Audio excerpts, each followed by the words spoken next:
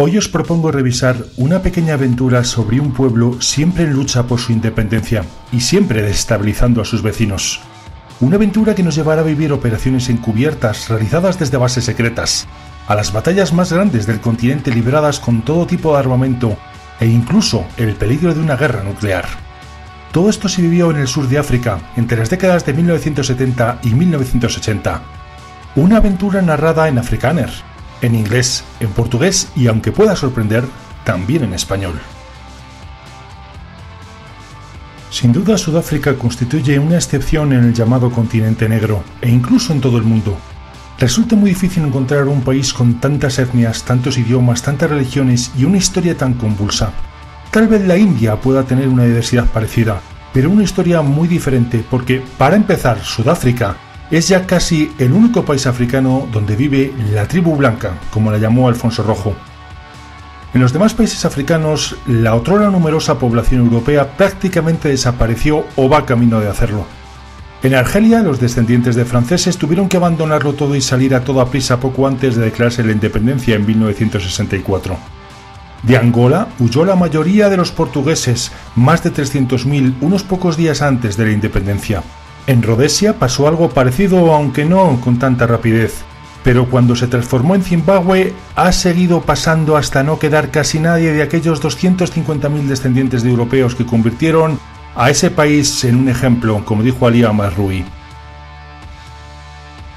Sí, aquí, en este rincón de Zimbabue, he descubierto un tenue destello de las potencialidades de África. Un tenue destello de un posible futuro para este continente que parece dar resultado. Mencionar lo sucedido en estos países es importante para entender un poco más el sentimiento de los afrikaners, los blancos del sur. Varios factores caracterizan a estos africanos blancos que viven en Namibia y especialmente en Sudáfrica. Uno de esos factores es su percepción de ser occidentales, de vivir las mismas dificultades y las mismas penurias que los europeos, los estadounidenses, los salvadoreños. Para ellos, o al menos para muchos de ellos, todas las guerras que han mantenido con sus vecinos, lo que llamaban la Guerra de la Frontera, fue parte de la Guerra Fría, en la que dieron su sangre por defender su independencia de Moscú. Para empezar, los que crean que los africanos blancos, los llamados por sí mismos afrikaners, son europeos que se adueñaron de esa parte del mundo y con el régimen de la segregación, el apartheid, sometieron a los habitantes oriundos y originarios de aquella región, que se olviden porque no fue así. De aquellos nativos que conoció Jan van Riebeeck y sus hombres en 1652, la inmensa mayoría desaparecieron no mucho después. Entre los pocos que se hibridaron, con los blancos y los esclavos asiáticos traídos, los pocos que murieron en guerras y los muchos que mataron las enfermedades traídas por los europeos, muy poquitos llegaron a principios o mediados del siglo XIX. La población negra actual de Sudáfrica es mayoritariamente descendiente de pueblos negros emigrados. Fue en el siglo XIX cuando esos pueblos, como el Zulú, bajaron hacia el sur y comenzaron a compartir el mismo territorio con los blancos que llevaban poblándolo unos 200 años. Por esto, en muchísimos africanos anida la idea de que ellos son los auténticos pobladores de aquellas tierras y los negros son poco menos que unos recién llegados, que lo mejor que podrían hacer es volverse a sus selvas norteñas. Pero, en honor a la verdad, debe decirse que los sudafricanos también ocuparon África del Suroeste, cuando Alemania perdió la Primera Guerra Mundial, en principio como mero protectorado, pero más de un blanco hubiese cambiado muchos territorios sudafricanos con mayoría negra por el África del Suroeste alemana, actual Namibia. La evolución de la tribu blanca la veo bien comentada en el vídeo La curiosa historia del pueblo afrikaners. Pero sí veo interesante remarcar que, por más que muchos africanos en el siglo XX tuvieran abuelos en Europa, la mayoría eran hijos, nietos y bisnietos de otros afrikaners. No conocían a nadie fuera del continente, no tenían la casa de nadie donde ir si cambiaba el régimen, como habían hecho los descendientes de otros europeos en Argelia, Angola y Zimbabue para evitar las atrocidades que podían esperarles. Tú perdiste a tus padres. Es un modo suave de decirlo, pero sí. A mi madre la violaron y le pegaron un tiro. A mi padre le decapitaron y le colgaron de un gancho en el granero. Yo tenía 9 años. Ante los hechos vividos en Rodesia y esa falta de arraigo fuera de África, los Afrikaners estaban dispuestos a luchar con todos los medios a su alcance, lícitos e ilícitos, morales e inmorales, como habían hecho todos los descendientes de europeos implantados en África al terminar la Segunda Guerra Mundial. Se puede decir que militarmente todos ganaron, pero no políticamente, porque todas las naciones terminaron obteniendo su independencia. Portugal fue la última en conservar su imperio y, paradójicamente, la que peor llevaba la guerra, sobre todo en la Guinea portuguesa. Mientras los lusos se desangraban en sus colonias, Sudáfrica vivía más o menos estable, con la violencia cotidiana, publicando una ley tras otra para empobrecer y arrinconar a los negros, y colaborando con sus vecinos imperiales, como con Portugal, para construir la presa de Ruacana. Lo habitual hasta la independencia de Zambia, porque el 18 de julio de 1966 varias granjas del norte de Namibia fueron atacadas por un grupo que después se llamaría Ejército para la Liberación del Pueblo Namibio, brazo armado de SWAPO, la Organización para la Independencia de África del Suroeste. Ese día comenzó la Guerra de la Frontera. Afortunadamente para Sudáfrica, desde Zambia poco territorio podían atacar los namibios, y mientras la Fuerza de Defensa Sudafricana podía ir adquiriendo experiencia en la guerra de guerrillas, porque colaboró con el ejército de Rodesia.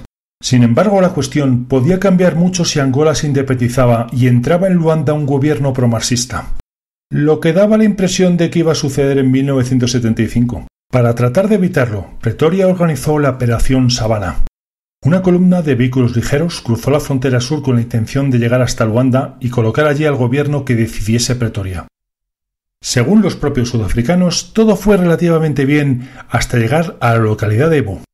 Allí, los hombres mandados por el coronel Jan Beiterbach se toparon con la primera resistencia en condiciones. Pero curiosamente aquellos soldados que los detuvieron no hablaban suajili, ni portugués, ni siquiera inglés, sino español. El ejército cubano enviado por Fidel Castro tenía la misión de apoyar al gobierno del Movimiento para la Liberación de Angola, el MPLA. Independientemente si la batalla de Ebo fue un revés o una derrota contundente, los sudafricanos recibieron la orden de retirarse. Pero de regreso, el coronel Jan Beiterbach tuvo la idea de organizar una unidad como la Legión Extranjera Francesa para intervenir en Angola. El 32º Batallón o Batallón 32, una unidad secreta, entrenada y mandada desde una base secreta que cambió 3 veces de emplazamiento, que fue una de las mayores pesadillas para namibios, angoleños y también sudafricanos negros. Todos ellos entrenados y armados en las partes de la frontera con el África del Suroeste que no controlaba la Unión Nacional para la Independencia Total de Angola, UNITA, el movimiento en aquel tiempo incipiente liderado por Jonas Savimbi, aliado de Sudáfrica y Estados Unidos. El bautismo de fuego de los soldados Búfalo no pudo ser más contundente. La Operación Reinder en 1978 contra la localidad de Kasinga. Transportados en aviones, los sudafricanos saltaron sobre Angola y atacaron la base militar y campamento de refugiados de SWAPO. Según sus participantes, el ataque no fue así de sencillo. Terminaron como en el infierno de Dante, entre las llamas, explosiones y muertes. Muchas muertes sin distinguir entre combatientes y no combatientes. Pero lograron arrasar la base y volver a Namibia.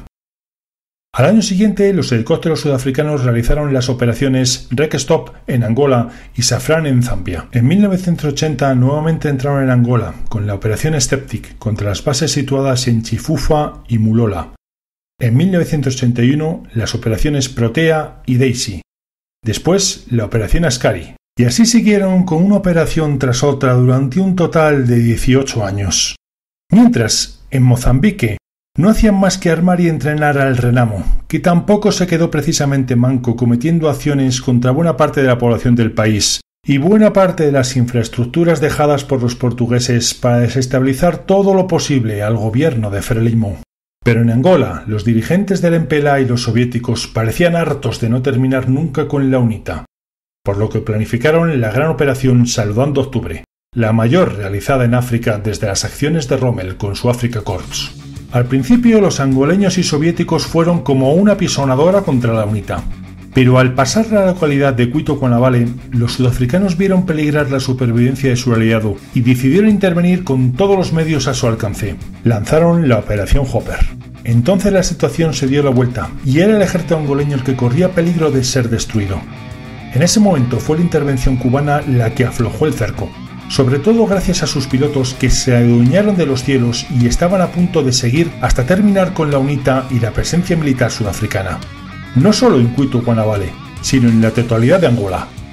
Hasta la Unión Soviética se alarmó del ímpetu cubano y no les entregó los depósitos de combustible externo que necesitaban sus MiG-23 para llegar hasta la base de Calueque, ocupada por el Batallón 32, y el complejo hidroeléctrico de Ruacana, que daba riego a Namibia. Pero ni cortos ni perezosos, los cubanos construyeron una nueva base aérea mucho más al sur, en Kahama. El ataque a Calueque y al complejo hidroeléctrico de Ruacana fue un éxito. Incluso, en una charla informal durante las negociaciones, los cubanos amenazaron veladamente a los oficiales de la SADC con bombardear Namibia o incluso Sudáfrica si no se retiraban, o si se les pesaba por la cabeza utilizar sus 5 armas nucleares. Finalmente firmaron la paz, Sudáfrica se retiró de Angola, perdió Namibia y se terminó el régimen del apartheid. Cuba también se retiró y los veteranos a punto estuvieron de derribar al castrismo. El MPLA y UNITA celebraron elecciones y como ganó el MPLA volvieron a la guerra. Pero no fue el fin de las intervenciones sudafricanas. Años después y durante la Segunda Guerra del Congo, Nelson Mandela decidió apoyar a los rebeldes contra Laurent Desire Kabila, a lo que contestaron con hombres y aviones Zimbabue y la Angola del MPLA, que se había logrado recuperar de su segunda guerra con UNITA, en la que casi perdió la totalidad del territorio. Menos mal que contrató a los mercenarios sudafricanos de Executive Ofcom para que le dieran la vuelta a la cosa. Sudáfrica, siempre metida en todos los fregados.